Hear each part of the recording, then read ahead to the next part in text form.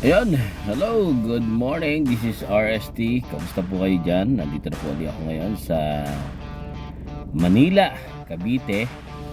Okay, para tuloy-tuloy po ang paghanda natin sa bagong taon, year 2026. Meron akong gustong magagamit yung tool para magtuloy-tuloy po ang paglaki ng ating grupo. At the same time, marami tayong mapamember, matulungan pagdating sa product at pagdating sa kitaan. Okay, number one, kailangan gawin po natin ang tinatawag na 5 basic rules dito sa MLM.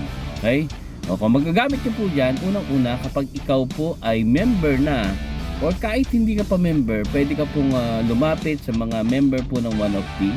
Ayan, i-PM niyo lang po sila kapag binigyan ka po ng video na to. I-PM mo po sila at itanong paano ba maging member ng One of T.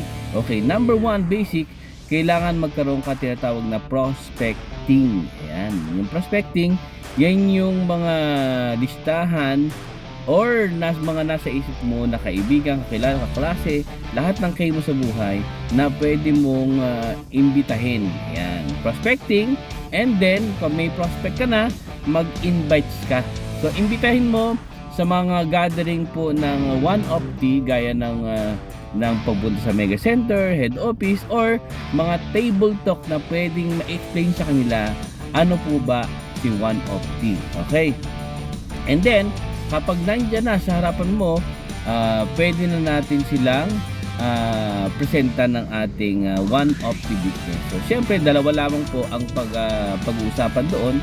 Unang-una is about health at ang pangalawa, paano makatulong ang health at kumita pa ng extraordinary income. Okay? And then, after mag-present ng OBP or OPT Business Presentation, doon na pumapasok yung tinatawag na close deal na po kayo. So mag-uusap na po kayo kailan anong nagustuhan niyo sa product, ano ang nagustuhan niyo sa marketing plan ng One of T, and then you will make a deal. Okay, magdi-deal na po kayo kailan siya mag-start para matulungan natin siya at ma-assistihan sa One of T business.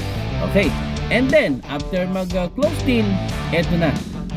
Di pa natatapos doon. Yung last, kailangan mahalaga din po ang tinatawag na follow up. Ayan, follow up, ibig sabihin kailangan na after nyo mag-usap, tawagan mo pa rin siya, kamustahin mo pa rin siya, o kung nakauwi na ba siya. So meron ka lang 24 hours or 48 hours na hindi mawawala sa kanya ang napag-usapan nyo. Yung ganda ng product at the same time kumita sa One of T. Okay? This is Coach RST. Sana po malabigyan ko yan ng tips para sa 2020. Bye-bye!